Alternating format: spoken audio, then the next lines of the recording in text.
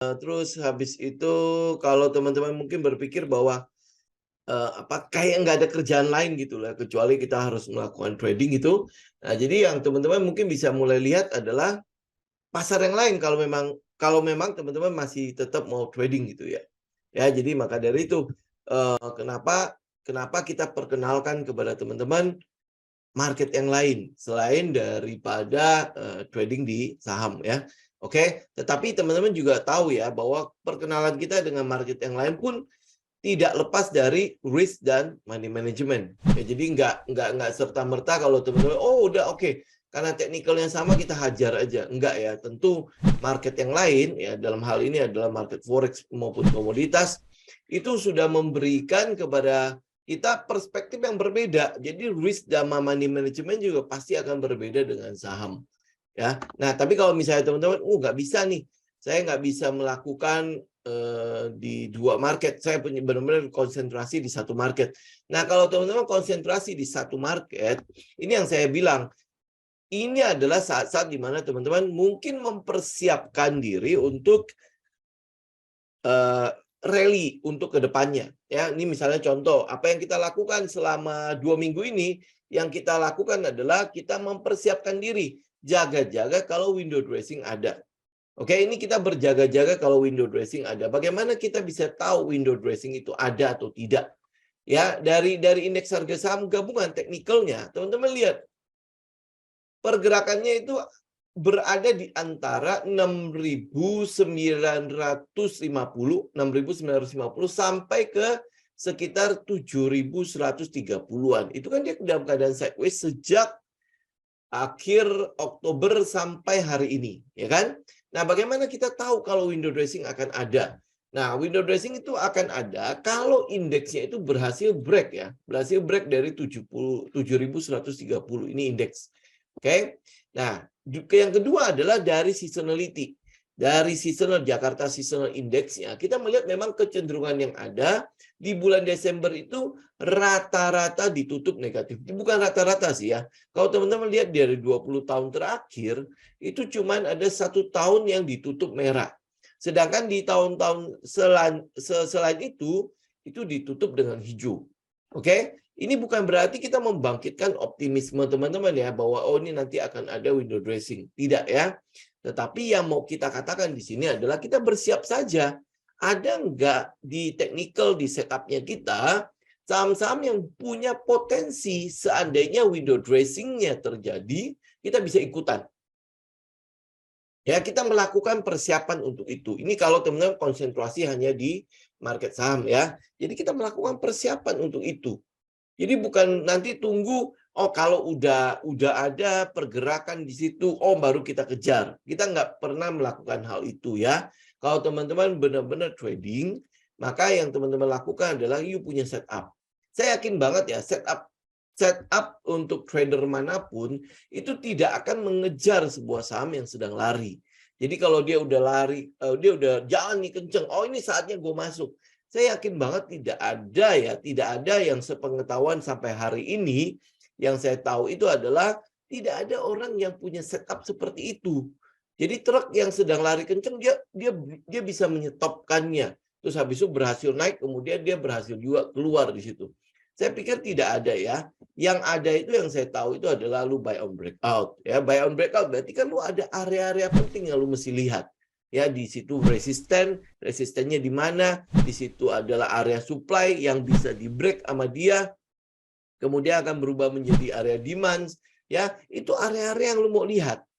Nah, kalau lu buy on pullback, berarti kan lu mesti tahu ya bagaimana caranya dia pullback. Berarti trendnya dong, trendnya, market strukturnya, dia pullback, lu ambil. Jadi nggak ada namanya sebuah setup yang, oh ini saham lari nih. Oh saham lari ya, udah lari, oh ini gue kejar. Nah kalau tidak ada seperti itu, atau gini deh ya, saya jangan ngomong nggak ada setup, mungkin ada orang yang punya setup seperti itu ya, dan dia berhasil mendapatkan keuntungan. Ya, nah tetapi yang mungkin yang teman-teman periksa aja trading teman-teman, ya apa yang sudah teman-teman lakukan selama ini, terus teman-teman catat, nah catatan itu lu flashback, ya lu flashback. Apa yang lu lakukan yang membuat lu rugi? Nah, teknikalnya seperti apa? Ya ini yang terjadi pada saya. Kalau saya flashback sebelumnya, saya selalu melihat bahwa kejadian yang membuat saya loss itu adalah ya pada saat saya ikutin emosi yang ada di pasar, emosi yang diciptakan oleh pasar untuk kita merasa bahwa oh nanti FOMO nih, nanti akhirnya ketinggalan nih. Kalau gue nggak ikutan, ya maka itu akan menjadi gue akan jadi bahan tertawan orang-orang kalau gue nggak ikut itu. Gitu ya. Jadi oleh sebab itu ya sekali lagi balik lagi ke indeks harga saham gabungan. Kalau teman-teman merasa bahwa indeks harga saham gabungan saat ini membosankan dan itu udah mulai ada di posisi-posisi maksimal, ya itu memang market ingin kita merasakan seperti itu. Tetapi kalau teman-teman udah melihat seperti itu, yang lo lakukan adalah persiapan. Persiapan kalau dia break dari area base ini. Ya, persiapan kalau indeks harga saham gabungan berhasil keluar dari 7.130 ini. Jadi begitu dia ada kegiatan, dia bisa break dari 7.130. Nah, teman-teman tinggal lihat teknikal dari emiten-emiten yang lu sudah siapkan. Apakah emiten tersebut juga sudah menunjukkan breakout-nya? Apakah emiten tersebut sudah berada di titik yang lu mau masuk? Entah itu dia pullback kah? Ya, mungkin teman-teman nungguin dia pullback ini mungkin mumpung indeksnya masih dalam keadaan sideways ya. Jadi kita mau tunggu di daerah halte yang kira-kira ini haltenya ini adalah halte yang paling optimal untuk gua tungguin sehingga risk gua itu adalah risk yang kecil. Kalaupun gua ikut gitu ya. Ini ya. Jadi maka dari itu dari 2 minggu yang lalu kita persiapan apa? Window dressing. Ya. Di situ kita mulai ini loh halte-halte yang lu tungguin ya. Ini loh area-area yang lu anggap penting untuk lu mungkin pada saat dia masih sideways begini, ini low risk-nya nih. Ya ini harga untuk low risk ya. Nah kalau dia menyentuh itu, gue mau ikut.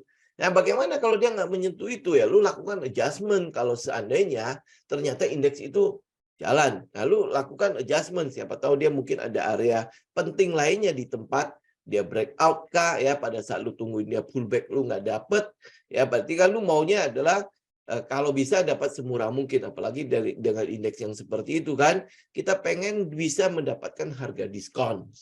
Oke? Nah, sedangkan kalau indeksnya ternyata sudah breakout, berarti kan periode window dressing mungkin saja akan terjadi. Ya. Nah, saya nggak bilang nanti mungkin akan lanjut ke Januari FX ya. Kita melihat window dressing dulu. Nah, window dressing itu paling terjadi di Desember. Itu pun saya harus katakan bulan Desember itu sebenarnya bulan yang tidak terlalu efektif untuk kita melakukan trading. Ya paling efektifnya itu adalah 10 sampai 15 hari pertama. Setelahnya itu sebenarnya udah begitu saja ya udah pasti akan balik ke sepi lagi karena apa? Orang sudah mulai berkonsentrasi pada liburan mereka. Sama manajer investasi segala macam mereka akan mulai mempersiapkan area di mana mereka closing ya closing window dressing itu kan tujuannya adalah untuk mempercantik kan ya untuk memperindah tampilan portofolio mereka jadi mereka bisa jualan untuk tahun depan ini loh ya tahun 2022 kita berhasil closing berhasil growth ya untuk fund kita sekian nah, ini periode window dressing namanya apakah ada yang bilang kan ini mungkin saja ya window dressing tidak terjadi karena sudah terjadi di bulan kemarin. Ya apakah ini gitu. Ya kalau lu lihat definisi dari window dressing itu dia mempercantik portofolio mereka. Nah, jadi kalau dia Desember nanti akan downtrend, itu kan namanya memperburuk portofolio mereka. Ya. Ya, jadi jangan menggunakan istilah-istilah yang mungkin kita nggak tahu-tahu makanya yang kita di saya ya terutama ya saya juga tidak terlalu pengen gitu menggunakan istilah-istilah yang mungkin nanti akan saya salah mengucapkannya. Jadi kalau namanya window dressing dia mempercantik portofolio mereka ya nggak mungkin Desember itu dibikin downtrend. Ya kalau tahun depan mungkin saja ya. Tapi kalau namanya dia mempercantik portofolio mereka, jadi nggak mungkin Desember itu dibiarin turun. Ini logik doang ya, logik dari definisi window dressing. Ya, nah, apakah akan ada? Kembali lagi ke technical. Ya, kembali lagi ke technical, kembali lagi ke trading plan kita masing-masing. Lu punya setup di mana, lu udah bikin persiapannya, perencanaannya, itu yang lu trading kan. Oke? Oke, nah hari ini kita lanjutkan lagi di part 2-nya si saham-saham EBT ya, energi baru dan terbarukan. Ya, kita akan mulai lihat masih ada sekitar 3 lagi yang sisa. Ya, nah kita akan lihat sama-sama kira-kira kalau misalnya ini saham saya bawa untuk mungkin periode tahun depan ya, atau kalau dia ada window dressing akan lebih bagus. Kalau tidak ada, ya apakah trend EBT ini masih tercermin oleh teknikalnya akan ada trend di 2023. Ya, nah kita lihat sama-sama. Kita lanjut di PTBA dulu ya. PTBA. Ini seperti teman-teman tahu, PTBA itu sudah ada program gasifikasi untuk batu baranya. Betul ya? Gasifikasi. Nah, baru-baru ini dia membeli PLTU ya. PLTU Pelabuhan Ratu. Nggak tahu ini apakah nanti futures plan-nya itu adalah untuk mengubah, sekarang kan penggunaan di Pelabuhan Ratu itu adalah dengan menggunakan batu bara kan, apakah nanti dia akan ubah menjadi penggunaannya gas yang bersumber dari batu bara, kita nggak tahu ya, tapi nanti teman-teman tinggal ikutin ya. Nah sekarang yang kita mau lihat itu adalah teknikalnya, apa yang sedang ada di teknikalnya si PTBA. Ya, kita ada wilayah buat masuk nggak, atau jangan-jangan sebenarnya ini sudah tidak layak untuk masuk ya buat kita ikut gitu misalnya ya. Nah kita lihat di weekly ya, bagaimana trennya. Pergerakannya sebenarnya udah lumayan. Ya, jadi ini kan sempat turun nih pada periode 2008, kemudian pada saat COVID ya, dia sempat turun. Turunnya lumayan dari yang tadinya high itu di sekitar 5.000, dia sempat turun di low sampai sekitar 1.400-an.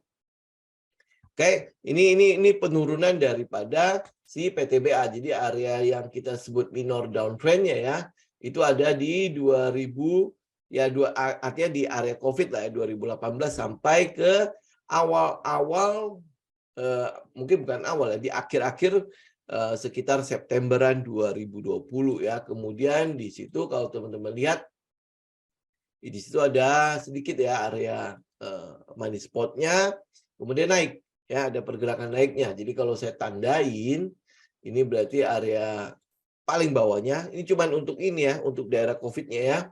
Jadi ini adalah area paling bawah, kemudian ini adalah area atasnya. Jadi ini mungkin AU-nya ya. Nah, teman-teman tinggal tandain aja lah ya pergerakannya seperti apa. Nah, area sini yang sekarang sedang terjadi pada PTBA ini sebenarnya area apa ya? Ya, area antara 3.180 sampai high yang kemarin nih sekitar 4.630. Ini area apa ya? Kalau kita mendeteksinya, ini sebenarnya ini adalah area sekitar SOS ya. Ya, ini area sekitar SOS. Jadi bisa nggak terjadi reakumulasi di situ? Kan area SOS itu bisa jadi ada pergerakan akumulasi yang kecil-kecilan ya. Betul ya? Nah, ada akumulasi yang kecil-kecilan. Nah, sekarang teman-teman lihat ya pergerakan di daily-nya. Pergerakan di daily ini apa yang terjadi di situ? Ini ada perubahan pada karakternya ya. Ada change of character di mana dia break dari low sebelumnya. Ya, dari low sebelumnya. Ini apa ya? Ini apakah ini spring? Ya, spring atau enggak? Nah, kita tinggal lihat pergerakan itu menuju ke atasnya ini ya, apakah nanti akan terjadi di selama window dressing dari area sekarang. Ini kan kalau ini umpama lo ya, teman-teman nanti tinggal analisa lebih dalam lagi ya. Jadi ini adalah spring, kemudian dia tes. Ya, dia spring, ini shake out. Ini shake out, orang bilang apa ya? Manuver dari market ya, di mana dia mengambil likuiditas di sini karena orang-orang akan beranggapan bahwa setelah dia break dari low ini kemungkinan besar akan turun ya. Apakah akan terjadi seperti itu atau dia sebaliknya? Ini adalah manuver. Ini adalah manuver dari market, dia menggunakan berita tentang PLTU Pelabuhan Ratu ini untuk melakukan taking profit karena udah lumayan tinggi kan. ya. Udah lumayan tinggi di situ, kemudian di sini mungkin nanti akan bentuk seperti BWC. Ini dia turun ya, backup ya, backup, kemudian naik lagi. Nah, teman-teman berarti tinggal kita perhatikan area yang paling paling optimal untuk kita masuki di mana. Yang kita mau tes pertama itu adalah di area sini. Ya, di area berapa? 4.200 sampai 4.270. Ya, kita mau tes ini apa sih? Pergerakan menuju ke sininya, kemudian dia turun nggak? Dan break. Atau dia sebenarnya sedang mencari area low. Ini kita lihat di weekly ya.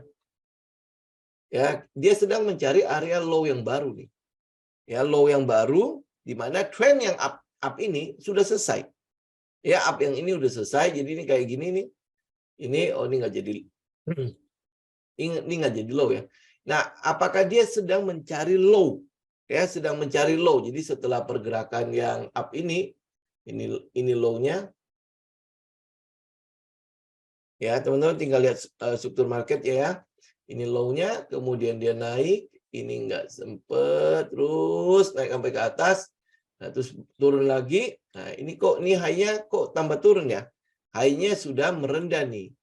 Ya, kemudian ini apakah ini akan jadi low yang baru? Nah, bagaimana mengkonfirmasi low yang baru ini? Yaitu pada saat kalau minornya dia break high ini. Dia break high ini. Ya, dia break high itu berarti ini bisa jadi akan menjadi konfirmasi low yang baru nih. Jadi ini berarti udah mulai, kok ada mulai pergerakan itu ya, pergerakan sequels untuk downtrend ya. Tetapi teman-teman lihat dulu ini, apakah ini baru permulaan reakumulasi. Kalau dia permulaan reakumulasi, ini berarti bisa jadi nanti ini BC ya, kemudian ini AR tetap. Ya, ini ST. Nah, kan nanti kita akan tunggu sampai di ujungnya kan. Ujungnya di mana setelah periode B, di C-nya itu bagaimana? Dan di D. Nanti ini pasti akan ada periode di mana akhirnya hello-nya akan mulai muncul lagi. Gitu ya. Kalau dia melakukan reakumulasi. Jadi artinya kalau dia melakukan reakumulasi, ini berarti PTBA juga mungkin akan makan waktu yang lumayan lama nih. Ya, dia akan makan waktu lumayan lama untuk mengikuti pergerakannya. Tapi teman-teman bisa melakukan pemantauan untuk si PTBA. Jadi ini kalau saya ambil lorongnya, ini kurang lebih kayak gini. Nih, ya. Jadi dia mungkin akan berjalan di lorong itu. Di lorong itu, jadi kayak membentuk apa ini ya, kayak flag yang gede gitu ya. Nah, sampai akhirnya nanti mungkin ada periode breakout-nya. Atau nanti akan ada ini sequel-nya nanti teman-teman ikutin, nanti di ujungnya itu akan ada akhirnya hello lagi. Ya, ini nanti mungkin akan ada pergerakan yang mungkin akan nembus ke atas ini. Ya, kemudian turun lagi. Jadi kayak ini kayak manuver yang ada di distribusi.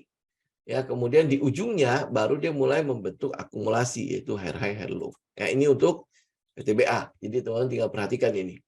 Kalau saya ambil ujung sini, ini kan berarti kan sudah terjadi change of character kan. Ya, jadi ada potensi change of character di mana low-nya sudah mulai terkonfirmasi. Kalau teman-teman lihat di weekly ya, low-nya sudah mulai terkonfirmasi. Ya, jadi ada beberapa skenario teman-teman bisa perhatikan untuk si PTBA. Kalau dia reakumulasi, berarti ini prosesnya mungkin masih akan take time. Mungkin tidak akan ada di Desember. Ya, mungkin apakah tahun depan akan ada pergerakan di sini.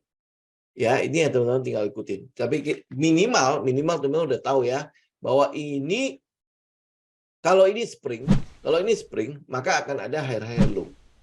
High low terus naik, ini berarti membentuk LPS ya. High low untuk nembusin ini. Ya, dia breakout. Oke. Nah, kalau tidak ya berarti nanti bisa jadi nanti akan ada breakout, berarti kan dia ada UTAT ya atau UT. Kemudian turun kembali seakan-akan mau membentuk SOW. Ya, sign of weakness. Ya, mungkin nanti akan turun lagi tuh. Ya, terus lanjut turun nih. Habis itu tes, kemudian turun kan. Kalau tidak, berarti sign of weakness-nya akan menjadi spring, akan menjadi shakeout. Kemudian dia tes kembali, sama seperti hari ini nih. Ya, dia tes kembali, kemudian terus membentuk higher low. Itu yang mau kita lihat dari PTBA. Oke. Jadi untuk sekarang PTBA kita nggak masuk. Oke, kita nggak masuk. Mungkin nanti dia akan sampai ke area sini nih. Ini yang mungkin orang-orang sering bilang ini adalah daerah supply-nya. Ya, daerah supply, dia nanti mungkin akan naik sampai sini, mungkin akan turun lagi. Oke, itu untuk PTBA. Kemudian Adaro.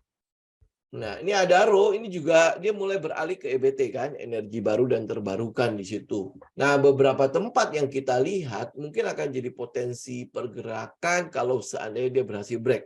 Kita lihat dulu ya, pergerakan dari si Adaro sendiri itu bukan baru loh, ya, itu bukan baru. Itu sudah terjadi sejak Septemberan ya. Ya, Septemberan 2021. Ini ya, pergerakannya sudah naik di situ. Sudah membentuk uptrend di sana. Jadi kalau dibilang ini baru pergerakan baru, enggak ya, ini sudah pergerakan yang lama.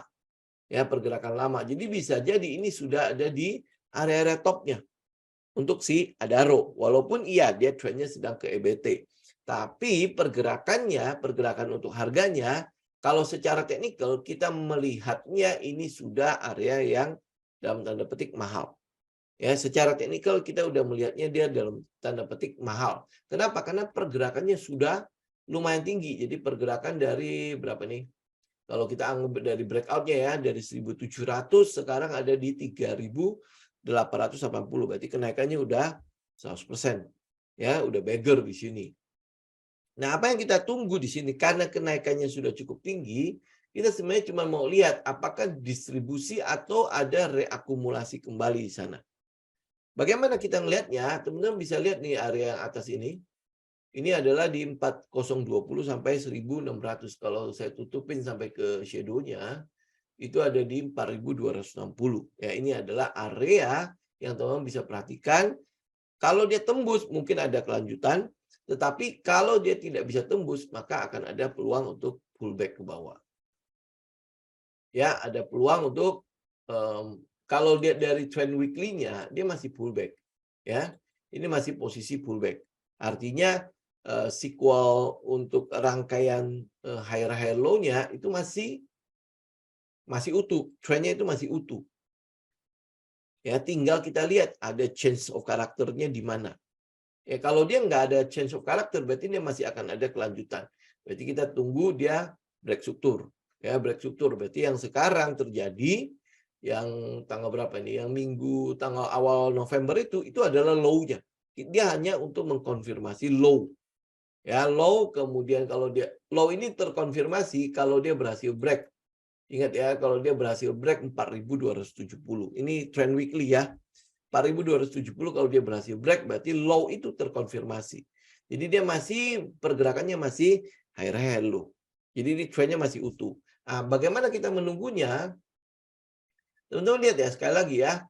Lihat di area resisten. Ini adalah area plafonnya di area 4.000 sampai 4.200. Itu plafonnya. Ya. Kita nggak mau ngambil di area plafon.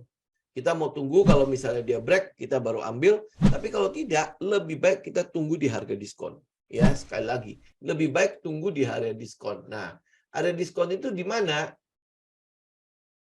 Area diskonnya itu ada di bawahnya 3.450. Itu area diskon. Nah, kalau untuk area diskon, kita melihat ada beberapa area yang bisa teman-teman perhatikan. Yang pertama adalah di 3.100 sampai 3.350. Ini untuk areanya ya. Tapi akan mungkin lebih baik lagi kalau seandainya dia bisa kembali lagi ke sekitar area 2.700 sampai 2.800. Ini akan lebih baik lagi. Jadi kita tinggal nunggu aja nih ya. Pergerakan dari si Adaro akan akan ada potensi untuk pullback dulu, mencari low-nya ya untuk konfirmasi terutama di ini ya, di daily-nya ya. Dia masih akan retest kembali ya, pullback ya. Jadi setelah kenaikan untuk di weekly-nya teman-teman bisa lihat 3 minggu ini kan 3 candle itu kan hijau semua tuh. Ya, 3 minggu itu hijau semua. Nah, apakah pergerakan ini itu akan tembus ke 4.250. Kalau dia tembus ke situ berarti low-nya udah terkonfirmasi. Kalau belum berarti masih ada peluang. Ini cuma sequel mencari low-nya loh. Ya, sedang mencari low. Jadi yang terjadi itu sebenarnya adalah swing swing ya, swing minor swing, kemudian turun kembali ya, dan dia nggak akan tembus 2650. Kalau dia tembus di 2650 itu berarti dia udah change of character. Ya, berarti ini ada peluang dia akan melanjutin turun. Tapi kalau enggak, teman-teman bisa lihat lah, ini ada halte-haltenya kan di situ kan. Halte pertamanya dari 3130 sampai 3300. Kemudian halte yang kedua ini ada di 2700 sampai 2800. Ini untuk Adaro ya. Mungkin triggernya untuk dia mungkin nanti akan pullback itu mungkin lebih ke arah harga batubara ya. Harga batubara mungkin nanti akan dijadikan alasan untuk koreksinya. Tapi kalau tidak, ingat sekali lagi, kalau tidak berarti dia akan break 4250. Ya, 4250 itu ya teman-teman tinggal lihat lah ya. Mana yang ditunjukin oleh harga dan mana yang harus kita tindak lanjuti. Kalau dia break ya mungkin di situ akan ya breaknya seperti apa. Jadi teman-teman tungguin valid breaknya dulu. Habis itu mungkin dia ada pullbacknya dulu ya, kemudian baru kembali naik. Nah, itu yang teman-teman ikutin. Ya, artinya ada setupnya. Jadi kalau nggak ada setup jangan ikutin ya. Oke. Terus habis itu yang terakhir itu adalah Indi. Itu cukup panjang juga ya. Saham-sahamnya. Nah, kalau Indi, saya bahas cepat aja ya. Ini untuk Indi, teman-teman kalau lihat di weekly, ini dia udah membentuk kayak lorong harga gitu ya. Lorong harga di situ, kemudian daerah-daerahnya itu sebenarnya cukup ini ya, cukup balance untuk pergerakan price action-nya. Jadi ini yang kita sebut sebagai efficient price action. Ya kenapa? Karena dia udah membentuk lorong, terus daerah-daerah kopong itu hampir boleh dibilang berhasil ditutupin. Ya berhasil ditutupin, jadi tutup baru naik. Jadi yang kalau bilang kopong-kopongan, teman-teman asumsinya itu yang soal pencernaan ya. Kalau teman-teman mencerna makanan, kalau udah kenyang, lu bisa masuk makanan lagi? Belum kan? Jadi ini harus keluarin dulu ini makanan yang sebelumnya, dicerna dulu, baru dia mulai kembali makan lagi. Ya. Nah kalau lihat dari sini, itu ada beberapa area halte sih sebenarnya yang teman-teman juga bisa perhatikan. Seandainya kalau misalnya dia sejalan dengan si Adaro ya. Ini mungkin saja akan ada pergerakan yang di area sini itu akan menjadi sideways-nya. Ya kan atasnya sih agak itu ya. Nih. Ya ini pun udah ketutup ya. Nah, ini mungkin akan menjadi area sideways-nya seandainya pergerakannya itu masih cukup utuh untuk mengantisipasi EBT. Ya, untuk Indi sendiri, teman-teman tahu juga ya, dia kan sudah melakukan MOU atau bukan MOU doang ya, tapi pabriknya yang di daerah Batang itu yang kerja sama Foxconn itu kan sudah dimulai. Ya, 2023 mungkin 2024 itu sudah akan ada ini ya, udah akan ada produksi di situ ya, mungkin akan seperti itu ya. Jadi yang bisa jadi pergerakan dari si Indi itu akan sideways ya, berarti kan wait and see kan ya, wait and see bagaimana perkembangan si Foxconn-nya. Yang berita terbaru ya, berita paling negatif untuk si Foxconn itu adalah yang pabrik iPhone-nya di China sana kan ya, di mana kemarin kan di lockdown tuh, kemudian pegawainya bentrok ya, kemudian terjadi PHK di situ ya. Nah, ini apakah nanti efeknya juga sampai ke Indi juga sama ya, efeknya di harga batu baranya juga sedang turun. Jadi ini bisa jadi nanti akan ada pergerakan untuk ke bawah lagi. Teman-teman juga mungkin bisa lihat ya, ada dua candle yang lumayan gede di weekly-nya, berarti dalam 2 minggu itu dia mengalami koreksi ya. Apa yang terjadi pada minggu-minggu ini ya, bisa jadi dia cuma untuk retest kemudian buat turun kembali. Jadi yang kita tunggu dari Indi ya lebih baik ya ambil harga-harga diskon aja. Ya, jadi kita tunggu di situ. Ya mungkin juga akan lumayan lama. Jadi nggak akan ada periode window dressing pada Indi. Mungkin Adaro juga tidak. PTBA juga kita nggak lihat ada potensi untuk terjadi window dressing di sana. Ya, tetapi ini mungkin menjadi saham yang emiten-emiten yang bisa teman-teman pertimbangkan untuk mengikuti tren energi baru dan terbarukan. Ya, EBT. Jadi yang 3 saham itu si PTBA, Adaro, dan Indi. Ya, tapi kalau peluangnya untuk dia ikut ke window dressing kelihatannya tipis. Kalau lihat dari teknikal ya, kelihatannya tipis. Oke. Ya, ini untuk saham-saham EBT. Saya pikir ini dulu ya untuk saham EBT ya. Nanti di Kamis depan kita lihat lagi saham apalagi yang kira-kira punya potensi untuk mengikuti pergerakan si window dressing-nya kalau terjadi. Oke, buat teman-teman ada pertanyaan nggak? Oke, kita lihat Medco dulu ya. Medco ini mungkin kita lihat oil dulu ya. Karena Medco ini cukup ini ya, cukup erat kaitannya dengan oil ya. Karena potensi pendapatan mereka kan dari situ. Nah, Medco sendiri kemarin memang udah sempat retest kembali ya. Ya, retest kembali ke area sekitar berapa ini? 76 ya, 76 barrel untuk si oilnya. Jadi dia udah di area support, tetapi ini sebenarnya udah membentuk low loh. Ya, kita lihat di atas itu, ini adalah daerah break strukturnya ya. Kalau misalnya dia berhasil untuk kembali naik, jadi udah nggak membentuk, udah nggak ini lagi, ini kan dia naik nih pergerakannya nih. Ini yang waktu di COVID kemarin turunnya sampai luar biasa. Kemudian selama pemulihan COVID dia naiknya luar biasa, gitu.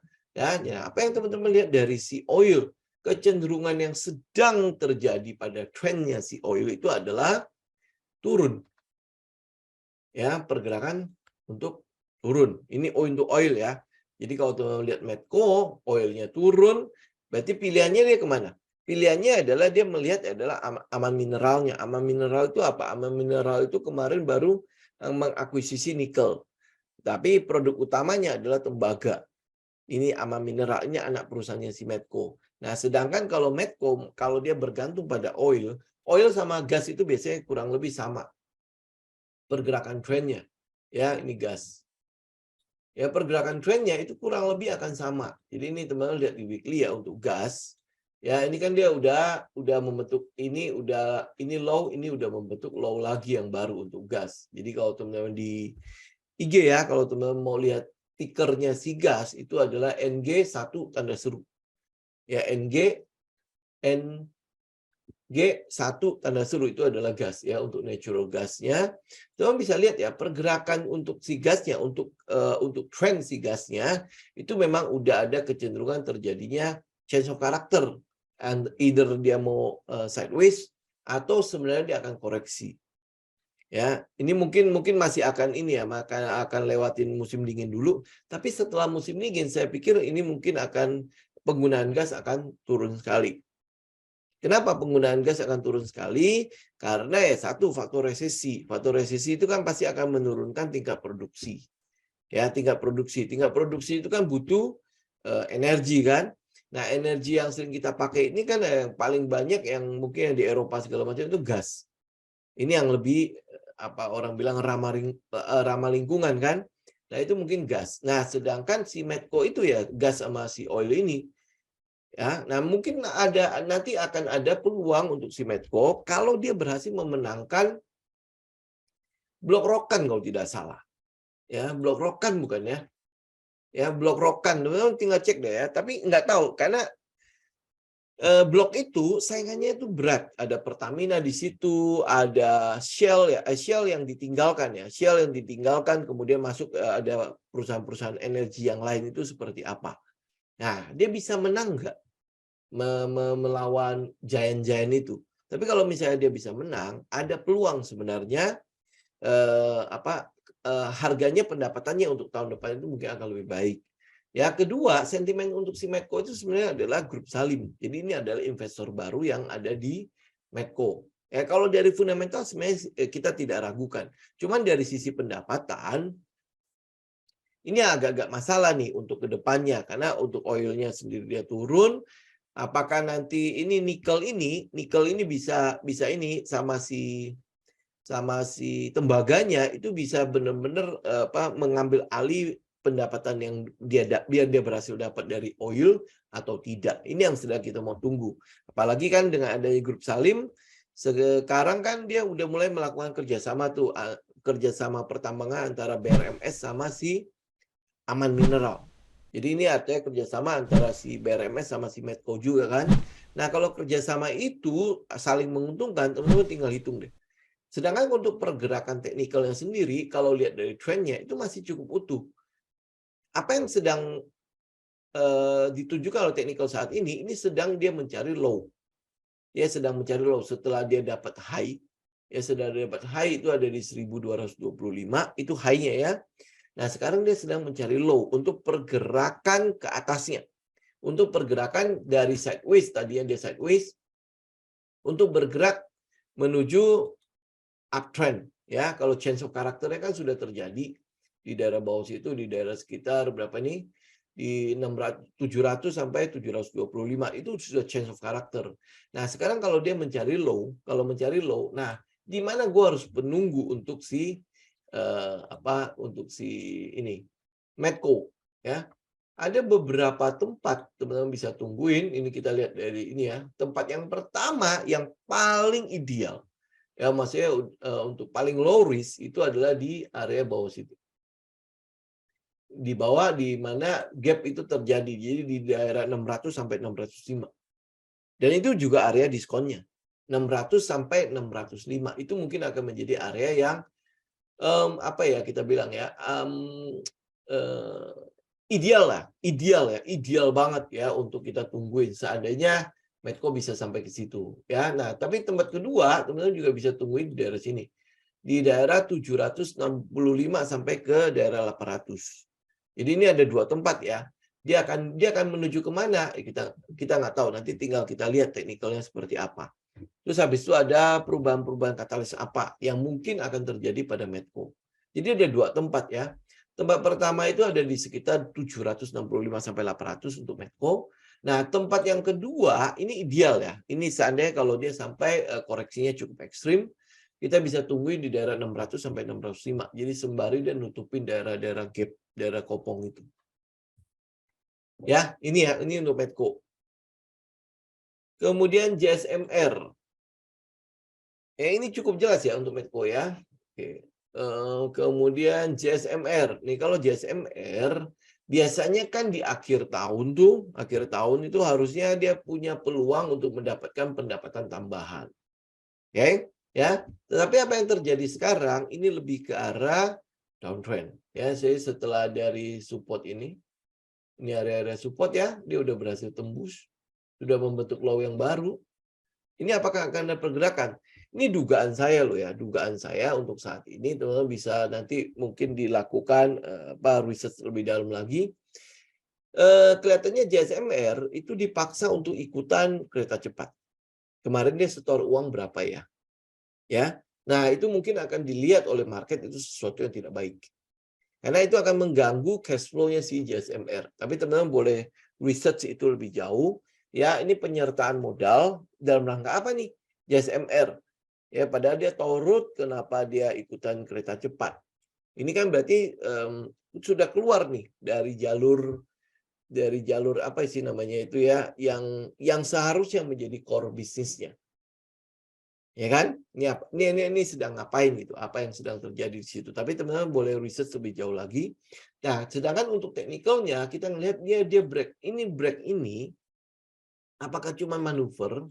Ya, manuver dari market untuk dia mungkin tes ke bawah untuk membuat ya kita agak takut gitu ya. Nah, kalau ini manuver yang kita tunggu itu cuman dia balik, dia tes. Ini akan jadi LPS-nya. Ya, kita mau konfirmasi itu dulu. Karena kalau yang namanya manuver, kita nggak pernah tahu. Ini ingat loh ya, ini yang kita trading di daily. Jangan bandingkan ini sama Forex, yang bisa kita trading sampai 1 menitan. Ya, yang dimana hasilnya bisa ketahuan cepat banget. Paling cuma berapa menit lagi kita tahu ya, oh ini check out atau enggak. Kan? Nah, sedangkan kalau di daily, kita kan mesti nunggu ini bisa jadi terjadi 1 minggu. Habis itu baru, tes. Ya udah kita baru masuk. Ini ya, makanya kenapa si Jesse Livermore lagi ya bilang kan, trader yang baik sebenarnya bukan trader yang sibuk sepanjang hari kan, dia adalah trader yang sabar menantikan konfirmasi. Nah, ini konfirmasinya kita. Kalau kita trading di saham ya mau nggak mau begitu, apalagi kalau di saham Indonesia karena likuiditasnya kan kecil banget Jadi kita nggak bisa pakai intraday untuk mengukur pergerakan price action-nya. Karena liquidnya nggak cukup sampai ke intraday. Beda kan kalau kayak forex kan. Itu ya. Oke, ini untuk si JSMR ya. Apakah dia akan ikut Windrest apa enggak? Nah, ini yang masih kita tunggu konfirmasinya. Ini shake out apa enggak? Atau bukan? Atau ini adalah SOW kemudian dia lanjut turun ke bawah. Nah, itu berarti kan kita butuh konfirmasinya. Oke? Kemudian yang satunya lagi adalah MTEL. Ini MTEL ya. Ini sebenarnya kalau kita lihat dari trennya, ini posisinya adalah sideways sejak dia IPO. Nah, sejak IPO dia masih posisi ya sideways di situ aja. Ya, jadi kalau lihat dari ini kalau misalnya saya gambar saja ya. Ini mungkin ada potensi. Nah, kita mau tunggu begini. Ya, nah ini tunggu sampai kapan? Ini trade weekly ya. Kalau teman-teman dari weekly, ya ini mungkin kayak ada segitiganya di situ. Jadi pergerakannya sudah mulai mengecil, ya. Nah ini berarti tunggu dia meledak, ledakannya ke atas atau ke bawah. Kalau ke bawah kita nggak mau ikutan, kalau ke atas itu yang mau kita ikut, gitu. Ya kalau lihat dari daily, ya berarti kan ini mungkin saja udah mulai mengecil. Ya kalau lihat dia ikut Windrest nggak, kita udah bisa pastikan mungkin dia tidak akan ikut. Ya kalau dia ikut Windrest pun ya paling cuma ada bergerak dari 700 ini sampai ke atas nih. Ya sampai ke paling cuma sampai ke trendline top. Ya paling sampai ke trendline. Karena kalau kita lihat nggak ada area-area yang bisa kita jadiin target. Ya malah ada satu area kalau dia retest sampai ke bawah, ini mungkin nanti akan ada retestnya ya. Di sekitar 680 sampai 690 ya ada peluang dia retest.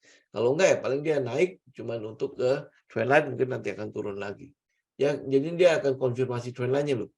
Ini kan 1 titik, 2 titik. Nah, mungkin nanti akan jadi titik ketiga, confirm turun ke bawah juga sama ya, dia akan mengkonfirm 3 titik itu. Jadi 2 trendline itu ya mungkin nanti akan mengecil. Nah, proses nanti dia mengecil, semakin terkontraksi.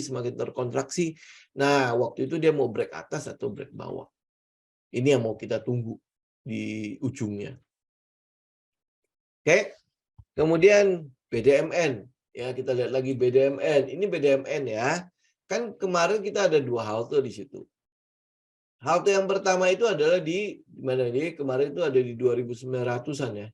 Ini adalah halte pertama. Nih, saya udah coret ya halte pertama. Kenapa? Karena udah dites, saya udah ngambil. Nah, halte yang kedua itu ada di sini nih. Di 2.800-an, 2.700 sampai 2.800. Itu halte kedua. Atau ini yang terjadi pada si ini ya. Ini dia tes, ini kita sebut sebagai risk entry yang kemarin ya di 2.900-an ya 2.800 sampai 2.900 itu adalah risk entry. Nah, yang terjadi saat ini adalah konfirmasi entry. Konfirmasi entry. Jadi dia turun, konfirmasi, tes lagi ke situ, kemudian naik. Nah, kita tinggal nunggu aja. Benar nggak dia konfirmasi atau dia sebenarnya mau tutupin imbalance yang dibawa di sekitar daerah 2.700-an sampai 2.800 ya. Ini udah area murah nih. Ini udah area diskon. Teman masuk di 2.900 itu sudah diskon. Kalau dia turun sampai ke area 2.800 sampai 2.700 itu adalah area yang ideal lah. Kita bilang area low risk-nya. Risk yang kecilnya. Daerah situ ya, risk paling kecilnya. Ya, apakah mungkin masuk situ? Ya mungkin saja. Karena memang ada daerah kopong juga kan, ada daerah yang masih belum efisien, mungkin nanti dia akan tutupin kemudian naik. Ini untuk BDMN ya. Jadi pertama yang kita lihat ini skenario pertama ya. Ini adalah risk entry-nya. Jadi kita entry ini masih resiko, ternyata belum ada pergerakan terus langsung naik kan. Nah, berarti ini adalah risk entry. Kemudian sekarang dia retest, ini adalah konfirmasi entry. Yang kita tunggu nanti akan ada SOS bar, bruk, langsung naik kembali. Jadi ini area demand yang menghasilkan demand di sana. Ini yang kita mau tunggu. Di 2.900 kah? Atau dia akan entry sampai ke 2.700-an sampai 2.800. Ini untuk BDMN. Ya. Keduanya udah jadi area low risk-nya. Sudah jadi area low risk ya, oke. Kemudian Mora. Mora ini bakalan sama dengan MTEL. Ya, ini juga nggak kemana-mana kan? Ya, apalagi lihat weekly itu udah nggak kemana-mana. Nah, kalau dia udah nggak kemana-mana, kita tungguin aja. Ya, pergerakannya ya paling kalau misalnya kayak gini, kita bisa tungguin money spot-nya. Ya, bisa jadi nanti akan ada money spot. Ini mungkin saja sudah mulai akan terjadi nih. Ya, betul ya. Ini udah dalam keadaan money spot. Kita cuma menunggu doang pergerakannya. Lu mau bergerak kemana? Gitu. Karena Friends juga sama kan, dia menunggu. Mora juga menunggu. Ya, apa yang ditunggu nggak tahu.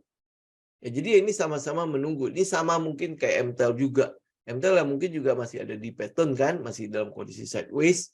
Ya, Friends induknya juga sama. Telkom, ya Telkom induknya si MTEL itu mungkin ya terindikasi ada double top di situ. Ya, apakah nanti ada periode window dressing yang cuma untuk break kemudian buat turun. Ya, ini mungkin yang kita lihat. Jadi kayak Mora itu ya cuma menunggu doang sih. Ya, menunggu pergerakan. Oke. Crash. Mari kita lihat. Ini udah lama ya.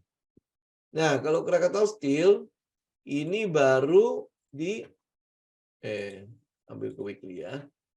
Nah, teman-teman bisa lihat ya, ini ada di area, ini masih dalam keadaan sideways-nya, tetapi bisa jadi ini akan menjadi area akhirnya nih.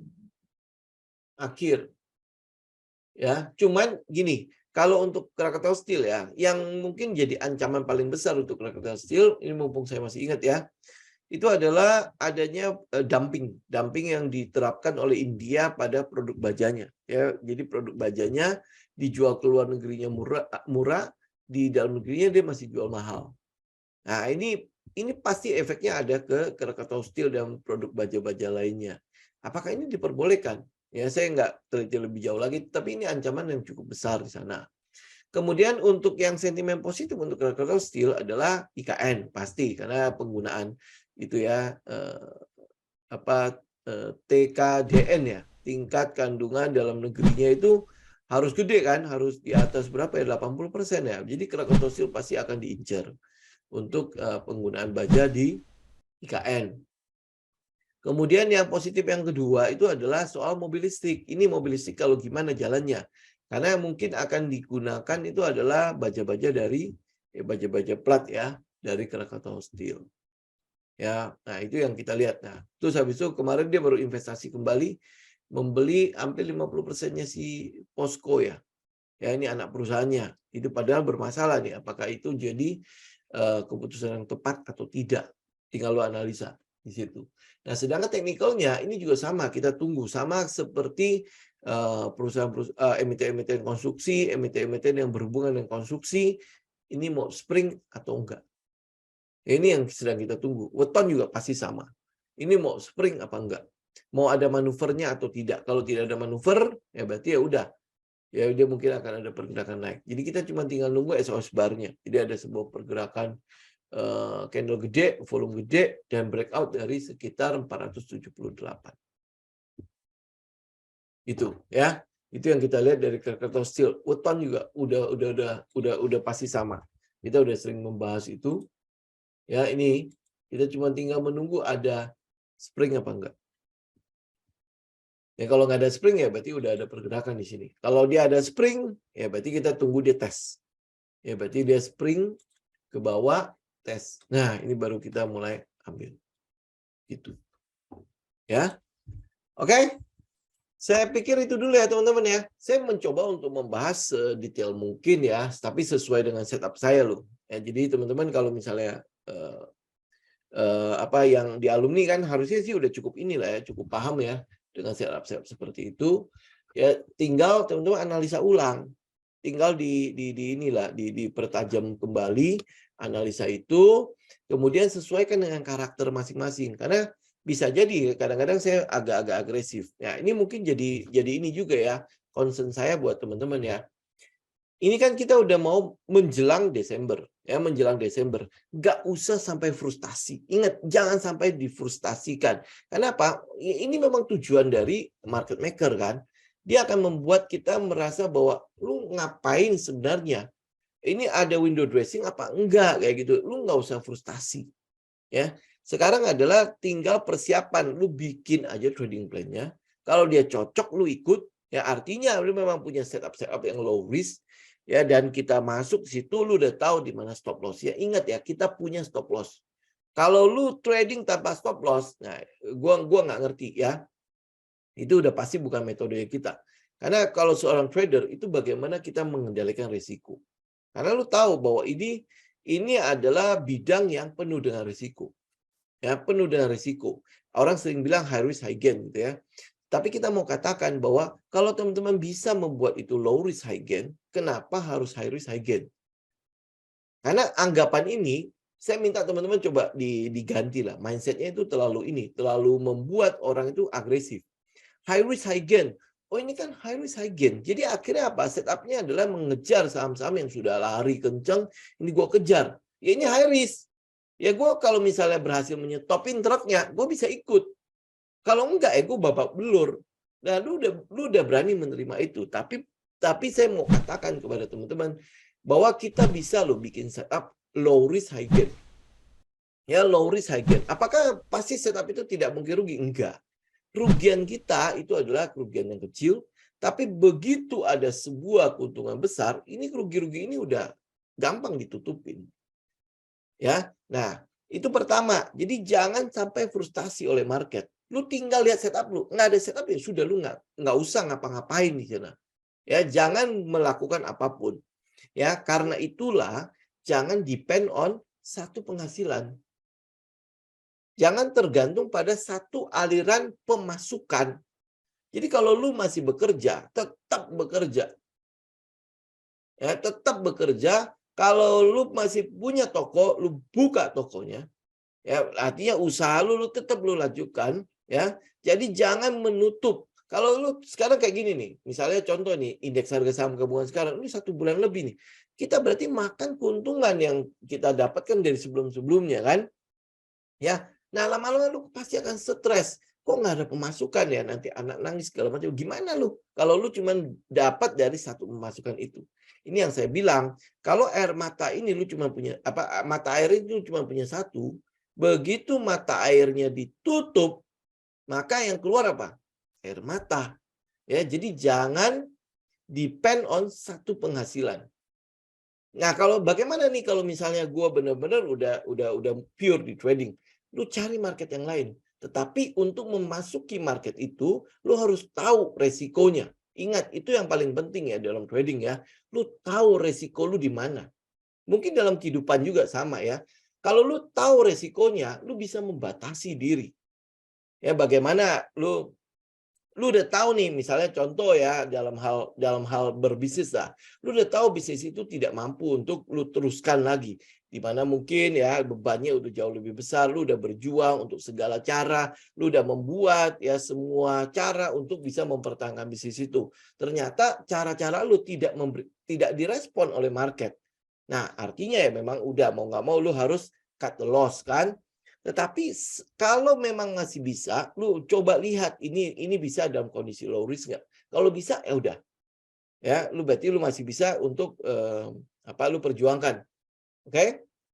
Ya, jadi pastikan teman-teman tahu resikonya. Pada saat lu trading, lu tahu resikonya. Lu trading di saham, lu tahu resikonya. Lu trading forex, lu tahu resikonya. Trading di kripto, lu tahu resikonya.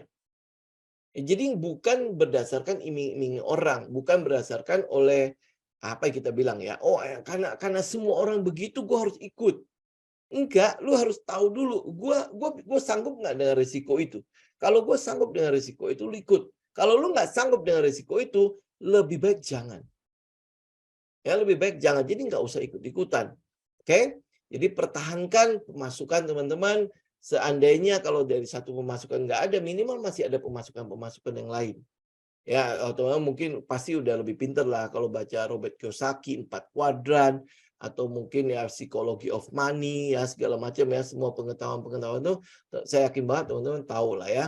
Nah, jadi oleh sebab itu, kalau ada kondisi seperti ini pada market, lu udah punya persiapan.